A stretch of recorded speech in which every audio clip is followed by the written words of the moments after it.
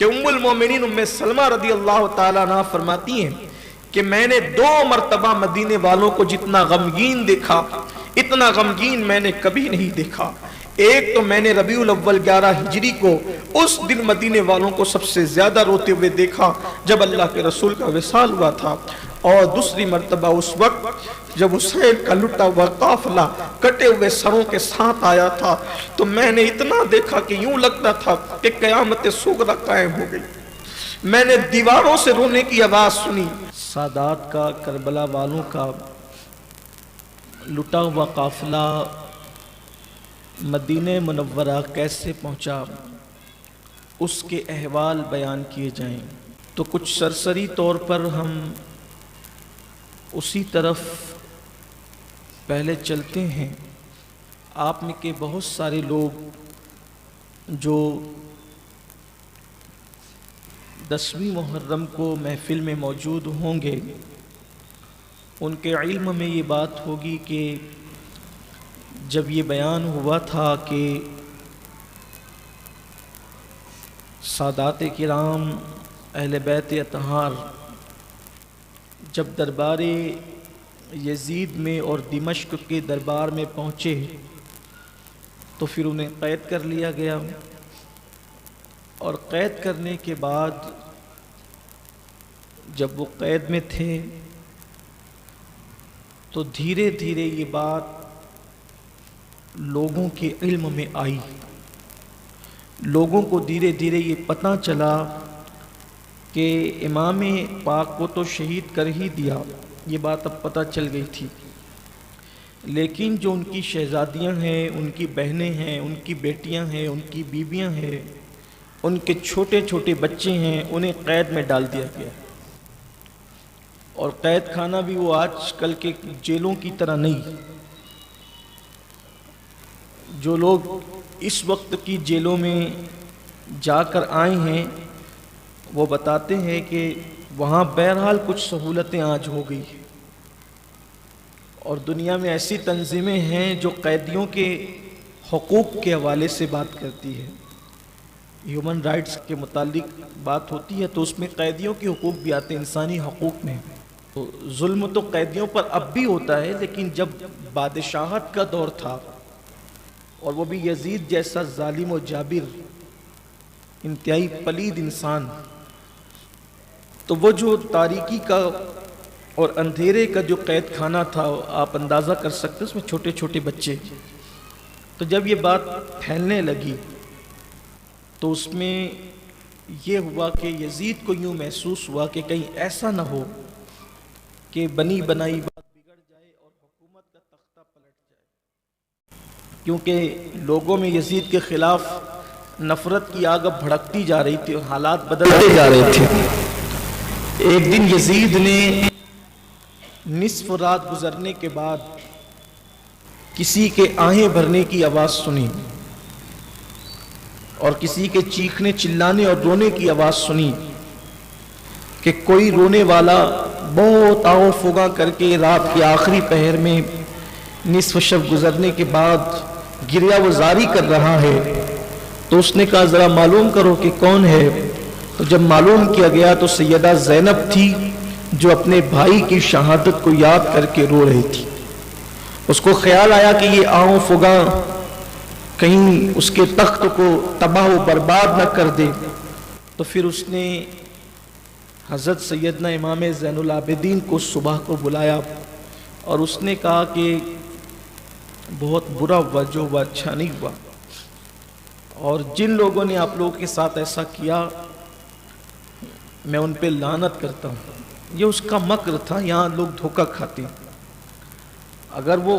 قتل امام حسین کو برا جانتا تھا تو پھر انہیں قید میں رکھنے کی کیا ضرورت تھی؟ تو اس نے امام سے بات کی، امام زین العابدین سے بات کی کہ برا ہوا آپ لوگوں کے ساتھ۔ تو امام زین العابدین نے فرمایا کہ اب کیا چاہتے ہو؟ تو یزید نے کہا کہ آپ جو کہیں گے میں وہی کروں گا، آپ جو چاہتے ہیں وہی میں چاہتا ہوں۔ امام نے فرمایا کہ مجھے تم سے امید نہیں ہے کہ اگر میں تمہیں کوئی بات کہوں تو تم میری بات مانو، تو اس نے کہا کہ میں آپ کو یقین دلاتا ہوں کہ آپ جو کہیں گے میں ماننے کے لیے تیار ہوں. تو امام نے فرمایا کہ میری کچھ شرطیں ہیں. میری پہلی شرط یہ ہے کہ جو میرے باپ امام حسین کا قاتل ہے، ایک 72 لوگ شہید ہوئے وہاں، لیکن میرا مطالبہ پہلا یہ ہے کہ جو میرے باپ کا قاتل ہے اس کو آپ میرے حوالے کریں. پہلی شرط یہ ہے. جب آپ میرے باپ کے قاتل کو میرے حوالے کریں گے تو ازروِ شرع، شریعت مطہرہ کے حکم کے مطابق میں اس سے بدلہ لوں گا، اسے قتل کروں گا. دوسری شرط میری یہ ہے کہ کل کا آنے والا دن جمعۃ المبارکہ کا دن ہے، تو جمعہ کے دن منبر پر مجھے خطبہ دینے کی اجازت دی جائے.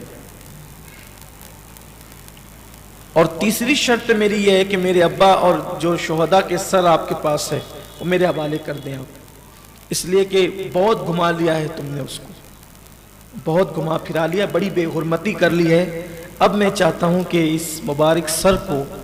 میں ادب اور احترام کے ساتھ جہاں چاہوں وہاں دفن کر دوں. اور چوتھی شرط میری یہ ہے کہ اب ہم، جب تو یہ کہتا ہی ہے کہ جو چاہو گے وہی ہوگا، تو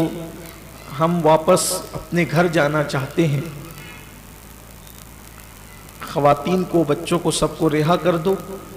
ہم واپس مدینہ منورہ جائیں گے. تو یزید نے کہا کہ ٹھیک ہے،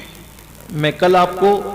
اجازت دوں گا، آپ کل جمعہ کا خطبہ آپ نے پڑھنا ہے نماز سے پہلے. سر بھی آپ کو سونپ دیے جائیں گے اور قافلہ بھی واپس کر دیا جائے گا. لیکن آپ کے باپ کا قاتل کون ہے یہ پہلے معلوم کرنا ہوگا، کس نے قتل کیا ہے. امام زین العابدین خاموش رہے، اس پر چپ رہے، اس لیے کہ آپ کو قیامت تک کے لیے حجت قائم کرنی تھی کہ اصل قاتل کون ہے. اور تاریخ اب یہاں پر وضاحت کرتی کہ اصل قاتل کون ہے. تو اس سے پہلے کہ جمعہ کی نماز سے پہلے خطبہ کا وقت آتا یا خطبہ ہوتا، یزید نے دربار لگایا. اور دربار لگانے کے بعد وہاں ابن زیاد کے سوا سب موجود تھے. عبید اللہ ابن زیاد چونکہ وہ تو کوفہ میں تھا، شمر تھا، سنان تھا، خولی تھا، یہ سب لوگ وہاں پر موجود تھے. اب اس دربار میں امام زین العابدین بھی موجود تھے، اور اب بیبیاں باپردہ، چونکہ چادریں ان کی لوٹا دی گئی تھی. بلکہ یزید نے یہ بھی کیا کہ جو ان کے زیورات لوٹے گئے تھے اس سے دگنا تگنا زیورات اس نے ان کو دے دیا تھا، اس لیے کہ اب وہ کچھ اور چاہتا تھا. ظلم تو بہت کر چکا تھا، واپسی کا معاملہ تھا. تو دربار میں جب یہ بات ہوئی کہ قاتل امام حسین کون ہے، کس نے قتل کیا امام کو، تو اس وقت یزید نے کہا جس نے بھی قتل کیا اس پر اللہ کی لعنت. تو کہا کہ قتل کرنے والا تو امام حسین کو سنان تھا. تو سنان نے کہا کہ میں لعنت کرتا ہوں امام حسین کو قتل کرنے والے میں، میں کیوں قتل کروں گا. تو کسی نے کہا کہ خولی تھا. تو خولی نے کہا کہ میں نادان ہوں کہ میں نواز رسول کو قتل کروں، میں لعنت کرتا ہوں قتل کرنے والے پر. آخری میں سارا معاملہ شمر پر آیا، اور لوگوں نے کہا کہ شمر نے قتل کیا تھا. شمر اٹھ کر کے کھڑا ہوا، اس نے کہا کہ میں نادان ہوں جو میں امام حسین کا قاتل ہوں اور امام حسین کو قتل کروں. تو یزید بھڑک گیا، اس نے کہا اس نے نہیں کیا، اس نے نہیں کیا، اس نے نہیں کیا. تو کیا کس نے قتل؟ قتل تو امام حسین ہوئے ہیں، لیکن قتل کیا کس نے؟ اب جو چونکہ شمر تھا چرب زبان، وہ دربار میں اٹھ کے کھڑے ہو کر کے بولا کہ میں بتاتا ہوں کس نے قتل کیا. کہا کہ جس نے فوج بھیجی، جس نے دولت دی، جس نے مال دیا، جس نے لوگوں کو اکسایا، جس نے خط لکھ لکھ کر کے امام حسین کے خلاف جو وہ کہا کہ کربلا میں جاؤ، کربلا میں جاؤ، اور اس کے بعد خود جو ہے وہ اپنے محل میں شراب پیتے ہوئے بدمست ہاتھی کی طرح پڑا رہا، اور اب کہتا ہے کہ کون قاتل ہے اور کون قاتل ہے. تو جس نے یہ سب کیا وہی قاتل حسین ہے، اصل قاتل حسین وہی ہے اور اسی کو دینا چاہیے. یہ سننے کے بعد جو ہے وہ یزید شرمندہ تو ہوا، اس لیے کہ اصل معاملہ شمر نے یہ بات بیان کی. تو اس وقت تو وہ شیمر پہ بھڑکا بھی، کہا کہ اب تو ہم پر یہی آئے گا، اور پھر اس کے بعد یزید نے بھی کہا کہ تم لوگ سب نکل جاؤ میرے دربار سے۔ تو شیمر نے نکلتے ہوئے یہ کہا کہ اب تو یہی کہے گا نا کہ تم چلے جاؤ، کیونکہ تو نے تو ہم سے کام کروا لیا، تیرا کام ہی ختم ہو گیا۔ یعنی یہ بات ہوئی، یعنی کہ قدرت نے ان سب کو ننگا کیا اس دربار میں، اور قیامت تک کے لیے حجت قائم کر دی کہ یہ جو قتل کرنے والے یہ تو ہے ہی ہیں، بلکہ کسی شاعر نے کہا کہ کربلا کے اندر اصل قاتل وہ ہے کہ کمان جو ہے وہ ملک شام میں تھی اور اس کا تیر جو ہے وہ کربلا میں کام کر رہا تھا۔ تو یہ امام پاک نے حجت قائم فرمائی دربار یزید کے اندر، اور وہ خود دشمنوں نے اپنے منہ سے قبول کیا کہ اصل قاتل کون ہے۔ یعنی وہ بھی یہ مانتے تھے کہ یہ سب کیا دھلا کس کا ہے؟ یزید کا ہے۔ اب چونکہ وہ وعدہ کر چکا تھا امام کے پاس کہ میں قاتل کو آپ کے حوالے کروں گا، آپ جب ثابت ہو جائے گا، تو چونکہ کیا وہ اپنے آپ کو حوالے کرتا؟ سب تو ایک دوسرے پر لان تان وہاں کر رہے تھے۔ تو اس نے امام سے فرمایا کہ شہزادے زین العابدین، اب آپ کے باپ کے قاتل کا معاملہ رہنے دو، یہ شرط آپ کی میں پوری نہیں کر سکوں گا، البتہ یہ ہے کہ باقی کے 3 شرطیں پوری کروں گا۔ ایسے میں جمعۃ المبارکہ کی اذان سے پہلے نقارہ بجنے لگا۔ اس دور کا ایک وہ تھا کہ لوگوں کو متوجہ کرنے کے لیے نوبت بجائی جاتی، تو جب نوبت بجنے لگی تو یزید کے بیٹے نے امام زین العابدین سے مخاطب ہو کر کے کہا، دیکھ یہ کس کی نوبت بج رہی ہے، تیرے باپ دادا کی نوبت بج رہی ہے یا میرے باپ دادا کی نوبت بج رہی ہے؟ وہ جو نقارہ بج رہا تھا اس نے امام زین العابدین سے کہا کہ دیکھیے ہماری شان و شوکت کی یہ نشانی ہے نقارہ۔ جب وہ نقارہ بند ہوا تو اذان شروع ہوئی، اور اذان میں جب اشہد ان محمد رسول اللہ آیا تو امام زین العابدین نے کہا دیکھ یہ نوبت کس کی بج رہی ہے، یہ تیرے باپ دادا کی بج رہی کہ میرے باپ دادا کی بج رہی ہے، اور یہ جو تمہارے نقارے کی نوبت ہے یہ تمہاری 4 دیواری تک محدود ہے، لیکن میرے باپ کی نوبت تو، میرے باپ دادا کی نوبت تو زمین سے لے کر عرش تک ہے، اور یہ ترانہ پوری دنیا میں گونج رہا ہے اشہد ان محمد رسول اللہ، اور یہ آج ہی نہیں، یہ انشاءاللہ قیامت تک گونجتا رہے گا۔ شرمندہ ہو گیا، چپ ہو گیا یزید۔ اس کے بیٹے کو یہ جواب جب امام پاک نے دیا تو خاموش ہو گیا، اور اس کے بعد اس بدبخت کی زبان سے نکلا کہ سانپ کا بچہ تو سپولا ہوتا ہے۔ اور اس کے بعد پھر جب جمعہ کی نماز کے لیے وہ چلے تو پوری جامع مسجد دمشق کی بھری ہوئی تھی، ظاہر سی بات ہے جامع مسجد تھی، اور ملک شام کا اتنا بڑا شہر کھچا کھچ وہ بھری ہوئی تھی۔ جب امام زین العابدین پاک تشریف لائے اور لوگوں نے ان کو دیکھا، اور بھی شہزادگان تھے، حضرت عمر ابن امام حسن کے صاحبزادے حضرت عمر، اور بھی جو شہزادے حضرت عباس کے صاحبزادے، یہ سب جو ننھے بچے تھے وہ سب تشریف لائے۔ آنے کے بعد جب بیٹھ گئے تو یزید کو ایسا لگا ماحول دیکھ کر کے کہ اگر یہ خطبہ دینے کے لیے میں نے امام زین العابدین کو کھڑا کیا تو میرا تختہ نہ پلٹ جائے، تو اس نے وعدہ کے خلاف ایک شامی کو کھڑا کیا اور شامی کو کہا کہ تم خطبہ پڑھو گے۔ امام نے فرمایا تم پھر وعدہ خلافی کر رہے ہو،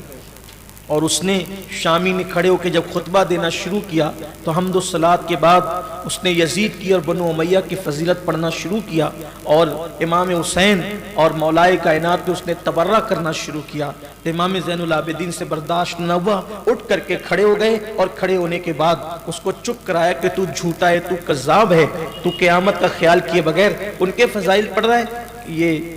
ان لوگوں کے فاسق و فاجر لوگوں کے فضائل پڑھ رہا ہے، اور اہل بیت اطہار پہ تو تبرہ کرتا ہے۔ بالآخر جب یہ منظر دیکھا کہ امام زین العابدین کھڑے ہو گئے تو شامیوں نے کہا کہ اب ہم نے کسی شامی سے خطبہ نہیں سننا، جو خطبہ دینے کا اصل حقدار ہے نبی کا بیٹا، ہمیں آج خطبہ انہی سے سننا ہے، آج ان کی موجودگی میں کوئی خطبہ نہیں دے گا، خطبہ یہ دیں گے۔ اور اس طرح سے آواز بلند ہونے لگی، امام زین العابدین کو منبر سونپا جائے، زین العابدین کو منبر سونپا جائے۔ بالآخر یزید نے اپنے مشیروں سے مشورہ کیا تو کہا کہ یہ چھوٹا سا بچہ ہے، یہ کیا خطبہ دے گا، یہ سوائے واعظ و نصیحت کے بعد کیا کرے گا، سونپ دو اس کو منبر۔ پھر وہ خطیب نیچے آیا، امام زین العابدین اوپر کھڑے ہوئے، اور کھڑے ہونے کے بعد آپ نے خطبہ دیا۔ آپ نے خطبے کا آپ مفہوم یہ ہے، وہ پورا خطبہ تو آپ اصل کتابوں کی طرف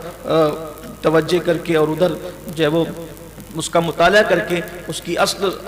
لذت اور اس کا لطف حاصل کر سکتے ہیں، لیکن بطور مفہوم جو ہے امام زین العابدین نے جو خطبہ دیا اس کا مفہوم یہ ہے، امام نے حمد پڑھی، اللہ کی تعریف کی، اور تعریف کے بعد حضور اکرم صلی اللہ علیہ وآلہ وسلم پر درود پڑھا، اور درود پڑھنے کے بعد فرمایا اس کے بعد اے لوگو یہ تمہیں میں نصیحت کرنا چاہتا ہوں کہ یہ دنیا فنا ہونے والی ہے، یہ فانی دنیا ہے اور یہ دنیا ایک دن ختم ہو جائے گی۔ لوگوں جو دنیا سے دل لگاتے ہیں وہ یاد رکھ لیں کہ قیمتی مکانات، قیمتی لباس،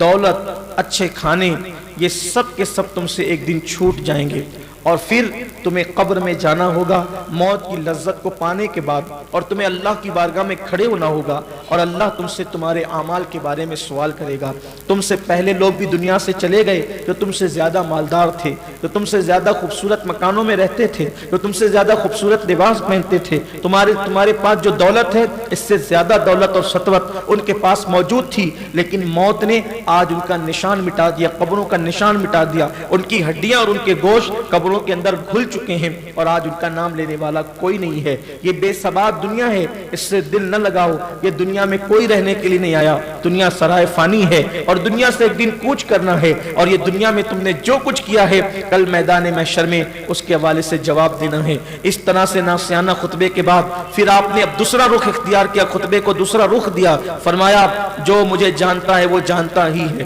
جو مجھے پہچانتا ہے وہ پہچانتا ہی ہے، اور جو مجھے نہیں جانتا، جو مجھے نہیں پہچانتا، وہ آج مجھے پہچان لے کہ میں علی ابن حسین ابن علی ہوں، میں حسین ابن علی کا بیٹا ہوں، اور میرا نام بھی علی ہے۔ پھر فرمایا کہ ہم وہ لوگ ہیں جن کی شان میں اللہ نے قرآن میں آیت تطہیر نازل فرمائی ہے، فرمایا ہم اولاد ہے خاتم النبیین کی، قائد المرسلین کی، طٰہٰ و یاسین کی، اس کی اولاد ہے جس پر سورۃ البقرہ نازل ہوئی، اس کی اولاد ہے جس پر قرآن مقدس نازل ہوا، ہم ہی منا مزدلفہ اور عرفات کے شہزادے ہیں، ہم ہی ملتزم اور مقام ابراہیم اور صفا مروہ کے شہزادے ہیں، ہم ہی چائے زمزم کے شہزادے ہیں۔ یہ عرب کی خاص بولی تھی، اس لہجے کے اندر جو ہے اہل عرب کلام کیا کرتے تھے، یعنی اپنے آپ کو شہروں سے اور شان والی چیزوں سے منسوب کر کے جس علاقے کے وہ ہوتے تھے وہ بیان کرتے تھے۔ فرمایا ہمارے نبی پر، یعنی جن کی ہم اولاد ہے، ان پر اللہ تبارک و تعالیٰ درود نازل کرتا ہے۔ جبریل امین جس کے خادم ہیں، جو صاحب براق ہیں، ہم اس کی اولاد ہے جس کے لیے قرآن نے کہا ثم دنا فتدلی فکان قاب قوسین او ادنی، ہم اس کی اولاد ہے قیامت کے دن جن کے ہاتھوں میں لواء الحمد دیا جائے گا، ہم اس کی اولاد ہے جسے قیامت کے دن مقام محمود عطا کیا جائے گا، ہم اس کی اولاد ہے جس کو انا اعطیناک الکوثر کہہ کر اللہ نے ساری کسوتیں عطا فرمائی ہے، ہم اس کی اولاد ہے جو سارے نبیوں کا سردار ہے، ہم اس کی اولاد ہے جس پر سرداری تمام ہو جاتی ہے، جس پر فضیلتیں تمام ہو جاتی ہے۔ اپنا تعارف کیوں کرایا، اور کرانے کے بعد جب آپ اپنا تعارف کرا رہے تھے تو تعارف کراتے ہوئے امام علی مقام نے جب یہ گفتگو فرمائی، فرمایا ہم اس کی اولاد ہیں لیکن اس کے نواسے کو بے دردی کے ساتھ وادی تف کے اندر، اس کو تف بھی پڑھتے ہیں، وادی تف کے اندر میرے بابا امام حسین کو بھوکا پیاسا شہید کیا گیا۔ صبح سے لے کر شام تک میرے بابا نے جو ہے وہ لاشیں اٹھائے، لاشیں، اور میرے بھائیوں کو اور سب لوگوں کو قتل کر دیا گیا، شہید کر دیا گیا، ان کے لاشوں کو بے گور و کفن پڑے رہنے دیا گیا۔ اس طرح کی بات کی تو پوری مسجد کے لوگ دھاڑے مار مار کر رونے لگے، پوری مسجد رو پڑی اور لوگوں کی چیخیں بلند شروع ہوئی، امام بولے جا رہے تھے اور لوگ دھاڑے مار مار کر روتے جا رہے تھے۔ لوگوں تم نے ترس نہیں کیا، فاطمہ کے جگر پارے کو، فاطمہ الزہرا کے شہزادے کو شہید کر دیا گیا۔ جب امام پاک کا خطبہ عروج پر پہنچنے لگا اور شباب پر پہنچنے لگا تو یزید نے دیکھا اب میرا یہاں رہنا بھی دشوار ہو جائے گا، تو اس نے فوراً مؤذن کو کہا کہ تم اذان پڑھو۔ مؤذن نے کہا اللہ اکبر اللہ اکبر، آپ نے اذان کا جواب دیا اللہ اکبر، امام پاک نے چپ ہو گئے، اذان کا جواب دیا۔ مؤذن نے کہا اشہد ان لا الہ الا اللہ، تو آپ نے بھی اشہد ان لا الہ الا اللہ کہا، اور جب مؤذن نے کہا اشہد ان محمد رسول اللہ صلی اللہ علیہ وآلہ وسلم، تو آپ نے مؤذن سے کہا تجھے اللہ کی قسم اب رک جا، اللہ کی قسم رک جا۔ جب مؤذن رک گیا تو امام نے فرمایا یہ بتا یہ جو محمد الرسول اللہ پڑھا جا رہا ہے یہ محمد کس کے نانا ہے؟ محمد الرسول اللہ۔ تو پھر فرمایا جب تو جانتا ہے کہ وہ میرے نانا ہے اور نبیوں کے سردار ہے تو بتا جس حسین کو وہ میرے نانا کندھوں پہ اٹھاتے تھے اور ان کی بوسگاہ حسین کی پیشانی تھی تو تم نے ان لوگوں کے ساتھ کیا سلوک کیا، کیسے قتل کیا؟ وہاں پر بھی جو ہے لوگوں کی چیخ بلند ہوئی، یزید جواب نہیں دے سکا۔ یہ اس دن کی تاریخ ہے کہ وقت کا حکمراں جس کی حکومت تھی وہ جامع مسجد میں نماز جمعہ کے لیے رک نہیں سکا اور وہ مسجد چھوڑ کر کے چلا گیا، اس کو مسجد چھوڑ کر کے جانا پڑا۔ اب یزید کو یوں لگا کہ یہ یہاں رہے تو مسائل بہت پیدا ہوں گے، تو یزید نے پھر یہ کیا کہ وہ سارے سر امام پاک امام زین العابدین کو سونپ دیا، بیبیوں کو لباس دیا اور صحابی رسول حضرت سیدنا نعمان بن بشیر رضی اللہ تعالیٰ عنہ کی قیادت میں جو ہے وہ اس نے یہ قافلہ دمشق سے ملک شام سے مدینہ منورہ روانہ کیا۔ جب یہ قافلہ مدینہ منورہ جانے لگا تو چونکہ فوج بھی ان کے ساتھ تھی، فوجی بھی ساتھ میں تھے اور قیادت حضرت سیدنا نعمان بن بشیر صحابی رسول کے ہاتھ میں تھی۔ جیسے ہی ملک شام سے یہ قافلہ نکلا یعنی مضافات میں شہر کے باہر ہوا تو دمشق شہر کے باہر جب یہ قافلہ ہوا تو حضرت نعمان بن بشیر نے ہاتھ باندھ کر امام زین العابدین سے کہا کہ میں آپ کے نانا کا غلام ہوں، ان کا صحابی ہوں اور آپ کا خادم ہوں، آپ کی مرضی کے مطابق میں چلوں گا اور جو ایسا فیصلہ آپ لوگ کہیں گے میں وہ کرنے کے لیے تیار ہوں۔ تو تاریخ میں آتا ہے کہ شہزادیوں نے اور امام نے فرمایا کہ ہم ڈائریکٹ مدینہ منورہ نہیں جائیں گے بلکہ ہماری خواہش یہ ہے کہ ہم پہلے یہاں سے کربلا جائیں گے اور کربلا جا کر کے ہم وہاں دیکھیں گے کہ ان لاشوں کا کیا جو ہم بے گور و کفن چھوڑ کر آئے تھے وہ ویسے ہی پڑی ہوئی ہیں یا پھر جو ہے ان کو دفن کر دیا گیا ہے، ہم وہاں پر پہنچیں گے۔ اب حضرت نعمان بن بشیر نے کہا کہ جیسی آپ کی مرضی۔ پھر وہ قافلہ دمشق سے کربلا کی طرف روانہ ہوا اور جب کربلا میں پہنچے ایک روایت کے مطابق کہ صفر المظفر کی 20 تاریخ تھی جس کو یعنی کہ امام پاک کی شہادت کو مکمل جو ہے وہ 40 دن ہو چکے تھے ایک روایت کے مطابق۔ حالانکہ جو دیگر مورخین ہیں وہ لکھتے ہیں کہ اس پورے سفر میں تقریباً کم و بیش 200 کے قریب دن گزر چکے تھے۔ یہ بعض لوگوں نے 235 دن کا بھی حساب لگایا ہے، تو میں نے تینوں روایتیں آپ کے سامنے پیش کر دی تاکہ جب آپ مزید اسٹڈی کریں گے مطالعہ کریں گے تو آپ کے سامنے باتیں آئے گی۔ لیکن بعض لوگوں نے 20 سفر کا ذکر بھی کیا ہے، یعنی کہ بیان کرنے والوں کے مطابق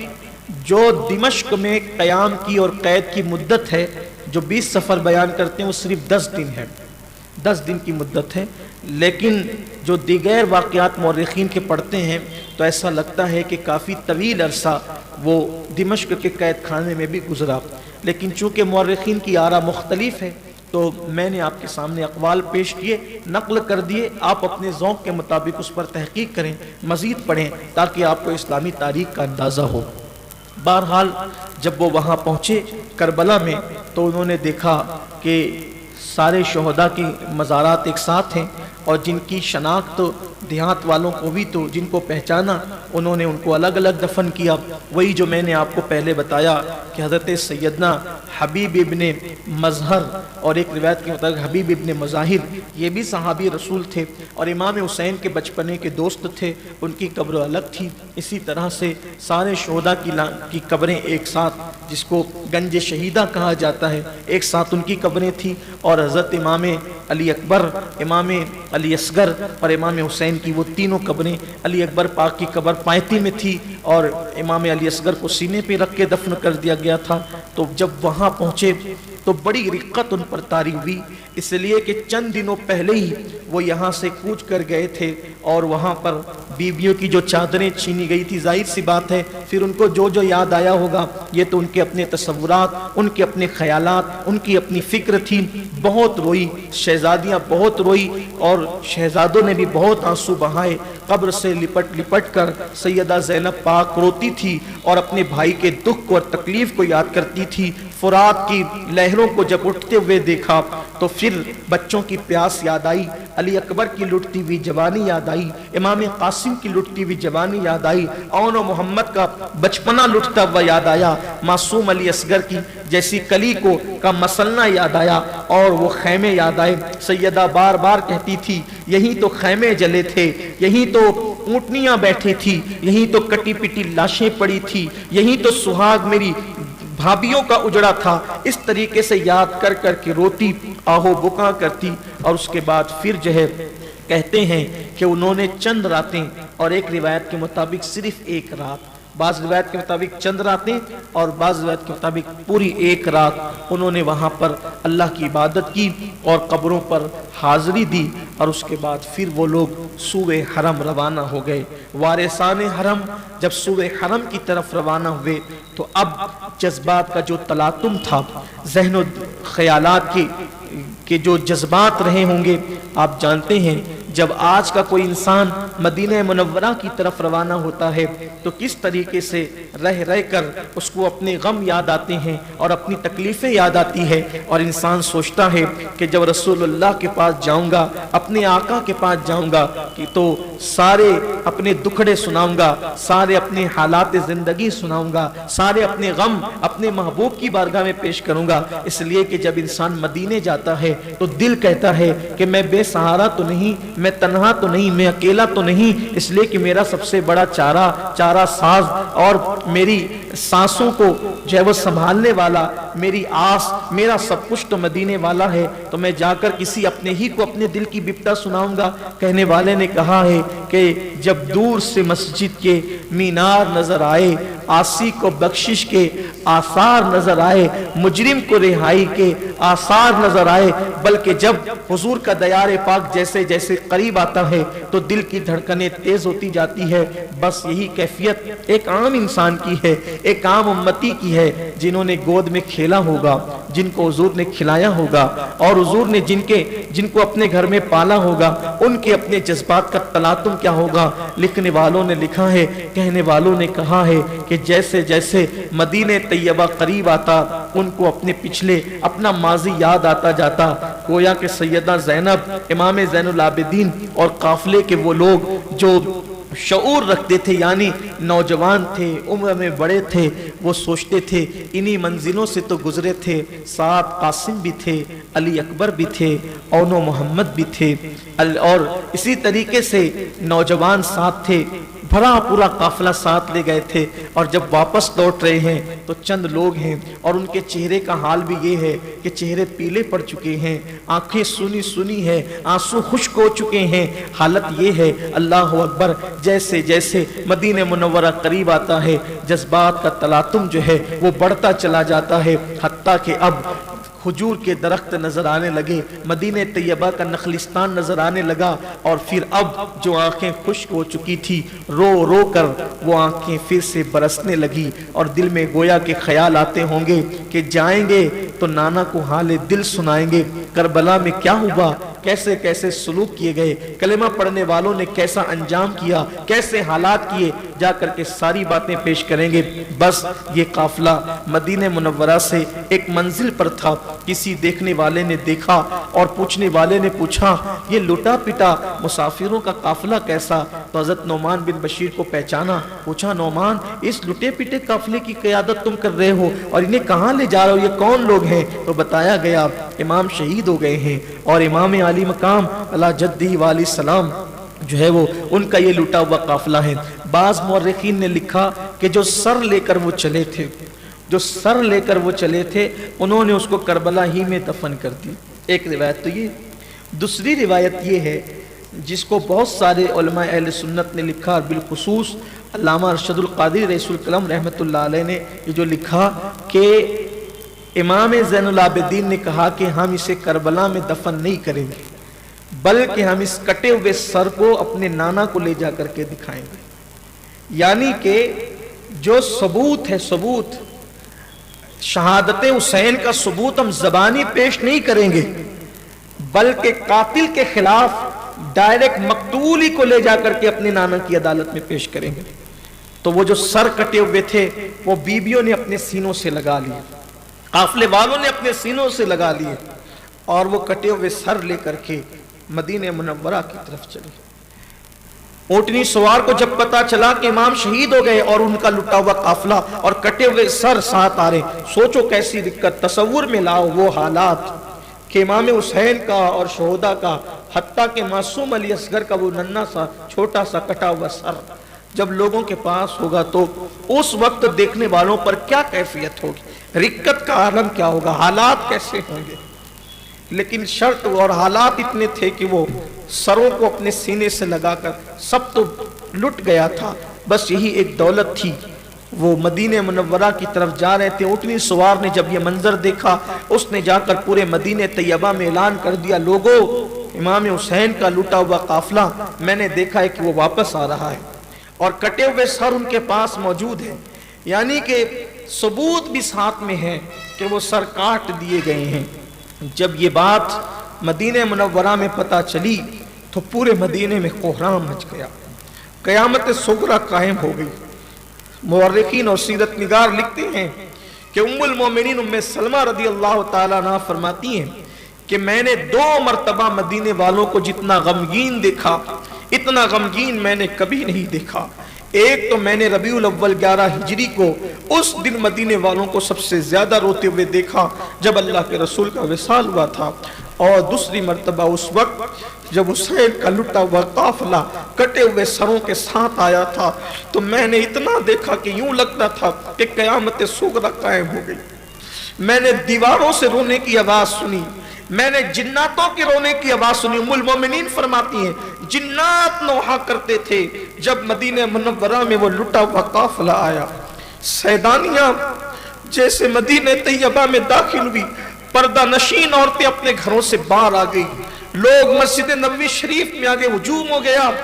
اور حضرت محمد بن حنفیہ اس وقت بہت بیمار تھے، اٹھنے کی کوشش کرتے مگر بیٹھ جاتے۔ اس کے بعد ام المومنین ام سلمہ جو گھر سے باہر نکلنے کو پسند نہیں کرتی تھی، اس قافلے کے استقبال کے لیے ام المومنین گھر سے باہر نکلی، اور نکلنے کے بعد حضرت محمد بن حنفیہ کی یہ کیفیت، ام المومنین ام سلمہ کی کیفیت، ام سلمہ یوں بد دعائیں کرتی تھی، اللہ جس نے یہ حال کیا ان لوگوں کا ان کو تو تباہ اور برباد کر دے، ان کے گھروں کو، ان کی قبروں کو جہنم کی آگ سے بھر دے، ان کی نسلوں کا خاتمہ کر دے۔ یہ بد دعاؤں کے الفاظ، دعائے ضرر کے الفاظ ام المومنین ام سلمہ کے تھے۔ جیسے ہی ان لوگوں کی نگاہیں نگاہوں سے ٹکرائی، بی بی سغرا فاطمہ رضی اللہ تبارک و تعالی عنہ و سلام اللہ علیہ جب پتا چلا کہ لٹا ہوا قافلہ آ رہا ہے، کلیجہ پکڑ لیا اور کہنے لگی میرے ساتھ تو وعدہ تھا کہ اچھی ہو جاؤ گی تو بھیج کر کے تمہیں بلوا لیں گے، بلوایا کیا خود چلے آئے، مگر ایسے آئے کہ سر ہیں لیکن تن نہیں ہے، تن کہیں اور چھوڑ گئے۔ بی بی سغرا کا رونا الگ تھا۔ یہ پورا قافلہ، لوگوں نے کہا گھر چلے، لوگوں نے کہا گھر چلے۔ امام نے فرمایا، بی بی زینب نے فرمایا نہیں ہم گھر نہیں جائیں گے، اس لیے کہ حسین کی وصیت تھی جب مدینے جانا تو پہلے نانا کو کے پاس جانا اور نانا کی بارگاہ میں حاضری دینا اور حاضری دے کر کے نانا کو بتانا کہ نانا جان آپ کی کلمہ پڑھنے والوں نے ہمارے ساتھ سلوک کیا کیا۔ کہتے ہیں کہ جب وہ کٹا ہوا سر لے کر امام زین العابدین حضور اکرم صلی اللہ علیہ وآلہ وسلم کے مزار اقدس پر حاضر ہوئے تو اس وقت امام زین العابدین جو صبر و رضا کا پیکر بنے ہوئے تھے، نانا کی مزار پر نظر پڑتے ہی پھوٹ پھوٹ کر رونے لگے اور کہتے تھے نانا آپ کے حسین نے آپ کو آخری مرتبہ سلام کہا تھا، اور وہ سلام کی امانت مجھ تک پہنچائی تھی تاکہ میں وہ امانت آپ تک پہنچا دوں۔ اور پھر امام زین العابدین اور سیدہ پاک نے جو کربلا کے احوال بیان کی وہ یہ کہ نانا جس حسین کو آپ کندھوں پہ بٹھاتے تھے اس حسین کو گھوڑوں کے پاؤں تلے کچلا گیا، جس کے لیے جنت سے جوڑے منگاتے تھے اس کو کفن بھی تک نہ دیا گیا، اس کو بے گور و کفن چھوڑ دیا گیا، اس کے بچوں کو ترسایا گیا پانی کے قطرے قطرے کے لیے، اس کی بیویوں کا سہاگ اجاڑا گیا، خاک میں ملایا گیا۔ جس وقت یہ باتیں وہ بیان کرتے تھے مدینے والوں کی آوازیں چیخیں بلند ہوتی جاتی تھی۔